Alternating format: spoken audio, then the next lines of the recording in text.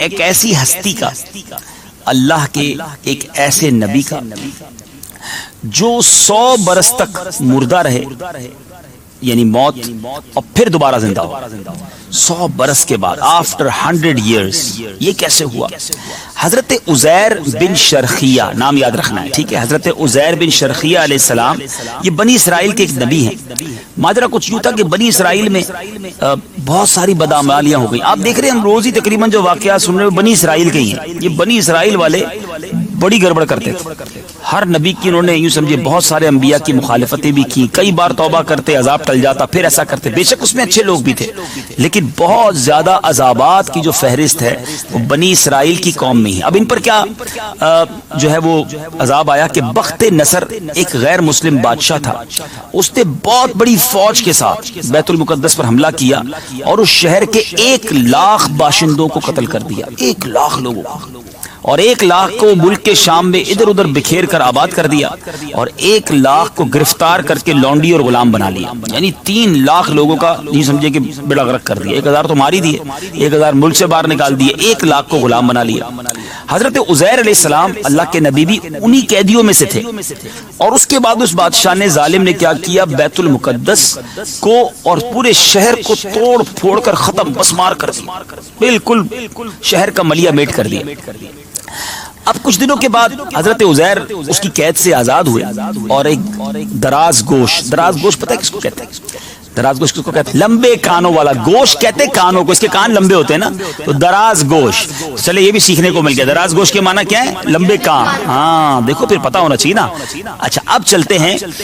اب کیا ہوا، آپ نے اس دراز گوشت کے ساتھ اس شہر کو دیکھا تو آپ کا شہر تھا، وہیں آپ کی زندگی گزری تھی، آپ بڑے افسردہ ہو گئے. آپ نے دیکھا کہ چاروں طرف کوئی انسان ہی نہیں ہے، شہر تباہ و برباد ہو گیا ہے، درختوں پر پھل کر آ کر پکے ہوئے ہیں، کھانے والا کوئی نہیں ہے. اب بڑے آپ حسرت کے ساتھ آپ نے اللہ کی بارگاہ میں عرض کی کہ اس شہر کی ایسی بربادی اور ایسی ویرانی کے بعد بھلا اب اللہ اس کو کیسے آباد کرے گا؟ بچہ ہی کوئی نہیں ہے. آپ کی زبان سے جملہ نکلا.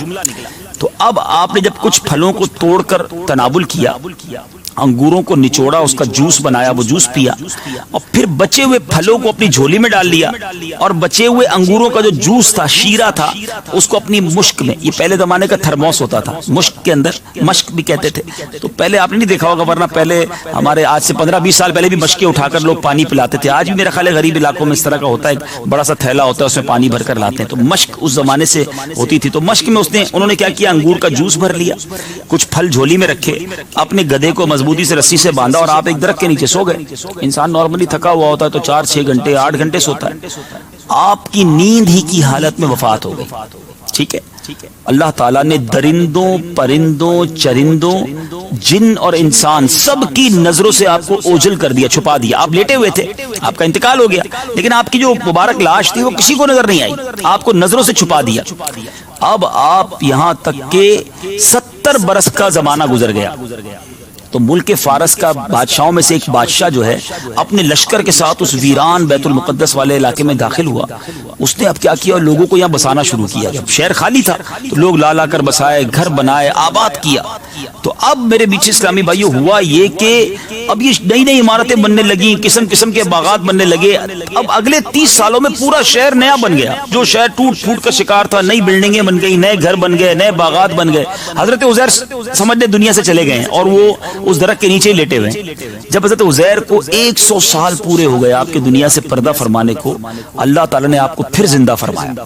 اب آپ نے دیکھا کہ گدھا تو مر چکا ہے، اس کی ہڈیاں بھی سڑ گئی ہیں، ادھر ادھر بکھری ہوئی ہیں، مگر جو تھیلے میں رکھے ہوئے پھل تھے وہ بالکل تر و تازہ ہیں. آفٹر 100 ایئرز، 100 سال کے بعد، وہ جو انگور کا جوس اپنی مشک میں رکھا تھا وہ بھی فریش ہے، بالکل سیکھ تھا. تو آپ کے سر اور داڑھی کے بال بھی کالے تھے. تو آپ کی عمر وہی 40 برس کی تھی جب آپ دنیا سے پردہ فرمایا تھا. اس وقت 40 سال کے تھے، 100 سال بعد اٹھے تو 40 سال جیسے ہی تھے. تو اب بڑا یہ بیزی. اب یہاں سے جو واقعی نے ایک نیا ٹرن لیا نا، وہ میں نے بھی جب پڑھا تو حیران ہو گیا. اللہ کی قدرت دیکھیں کہ اب آپ سوچنے لگے کہ یہ معاملہ کیا ہے. تو اب وہی نازل ہوئی کہ اے عزیر بتاؤ تم یہاں کتنا عرصہ رہے. تو آپ نے کہا یا اللہ مجھے ایسا لگتا ہے صبح سویا تھا، عصر کا وقت ہوا ہے، عصر میں جاگا ہوں. ہم بھی جب سوتے ہیں اٹھتے تو ہمیں تو نہیں پتا ہوتا نا کتنی دیر سوئے. تو ان کو یہی فیل ہوا کہ صبح سویا تھا، عصر کا وقت ہو گیا. تو آپ اللہ تبارک و تعالیٰ نے فرمایا کہ تم پورے 100 برس یہاں ٹھہرے رہے ہو، اب تم ہماری قدرت کا نظارہ کرنے کے لیے ذرا اپنے گدھے کو دیکھو۔ آپ نے اپنے گدھے کی طرف نظر دیکھی تو وہ سارا بکھر گیا تھا، مر گیا تھا، گل سڑ گیا تھا۔ کہا آپ اپنی جھولی میں پھل کو دیکھو، پھل دیکھے تو سارے فریش تھے۔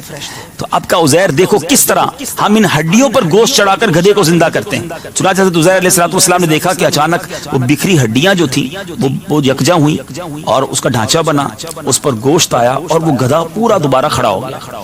حضرت عزیر علیہ السلام نے بلند آواز سے کہا اعلم ان اللہ علی کل شیء قدیر، میں خوب جانتا ہوں کہ اللہ سب کچھ کر سکتا ہے۔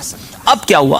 اب حضرت عزیر علیہ السلام اپنے شہر کا دورہ کرتے ہوئے وہاں پہنچے جہاں 100 برس پہلے آپ کا مکان تھا، جہاں آپ خود رہتے تھے۔ تو آپ کسی نے آپ کو نہیں پہچانا، اچھا آپ بھی کسی کو نہیں پہچان رہے تھے، ظاہر ہے وہ لوگ تو دنیا سے چلے گئے تھے، نئے لوگ آ گئے تھے، اب کوئی نہیں پہچانتا تھا۔ ہاں دیکھا کہ ایک بوڑھی عورت ہے، اپاہج عورت ہے، وہ مکان کے پاس بیٹھی ہے اور اس نے اپنے بچپن میں، اس بوڑھی عورت نے اپنے بچپن میں حضرت عزیر کو دیکھا تھا۔ تو آپ نے اس سے پوچھا کہ کیا یہی عزیر کا مکان ہے؟ تو اس نے کہا ہاں یہ عزیر کا مکان ہے۔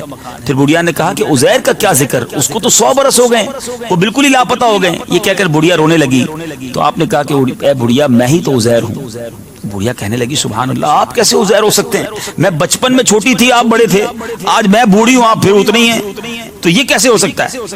تو آپ نے کہا کہ نہیں، اللہ تعالیٰ نے مجھے زندہ فرمایا ہے۔ اور تو بڑھیا نے کہا اچھا ایسی بات ہے، اگر آپ واقعی عزیر ہیں تو مجھے یہ پتا ہے کہ حضرت عزیر کی ہر دعا قبول ہوتی تھی، وہ بڑے مقبول تھے اللہ کی بارگاہ میں۔ تو آپ دعا کریں کہ اللہ میری آنکھیں اچھی کر دے، اس کی آنکھوں کی روشنی چلی گئی تھی، اور میرا فالج ٹھیک ہو جائے۔ حضرت عزیر نے دعا کی تو آنکھیں بھی آ گئی، فالج بھی ٹھیک ہو گیا۔ اب پورے محلے میں شور مچ گیا کہ یہ کیا ہوا، 100 سال کے بعد واپس آئے ہیں اور سارے لوگ بوڑھے ہو گئے ہیں، دنیا سے چلے گئے، آپ 40 سال کے ہی ہیں۔ اب کیا ہوا؟ بوڑھیا کی آنکھیں آئی نا تو اس نے دیکھا تو کہا یہی تو تھے، چہرہ پہچان گئی وہ کہ ہاں حضرت عزیر تو یہی ہیں۔ اب کہا میں شہادت دیتی ہوں کہ آپ ہی عزیر علیہ السلام ہیں۔ اب وہ بنی اسرائیل والوں کو جمع کیا گیا، محلے میں لوگ جمع ہو گئے، اب سب لوگ ایک ہی مجلس میں جمع تھے۔ اس مجلس میں آپ کا لڑکا، اب ذرا امپورٹنٹ بات سنیے گا، حضرت عزیر کا لڑکا تھا جس کی عمر 118 برس ہو چکی تھی، بیٹے کی عمر 118 برس، والد کی عمر ہاں بھی اللہ کی قدرت دیکھو، حضرت عزیر کا بیٹا اس مجلس میں موجود تھا۔ تو آپ کے چند پوتے بھی تھے جو بھی سارے بوڑھے ہو گئے تھے، دادا جوان اور پوتے بوڑھے، یہ تو ذہنی آزمائش کی پہلی بن گئی، چلو کبھی انشاءاللہ اس کو بھی شامل کریں گے۔ اچھا پوتے بوڑھے، تو بڑھیا نے مجلس میں شہادت دی کہ اعلان کیا کہ میں گواہی دیتی ہوں یہی حضرت عزیر ہیں۔ کسی نے بھی نہیں مانا، بیٹا بھی پریشان، پوتا بھی پریشان کہ ہمارے دادا کہاں سے آ گئے، والد صاحب کہاں سے آ گئے، اور 40 سال ہی عمر ہے۔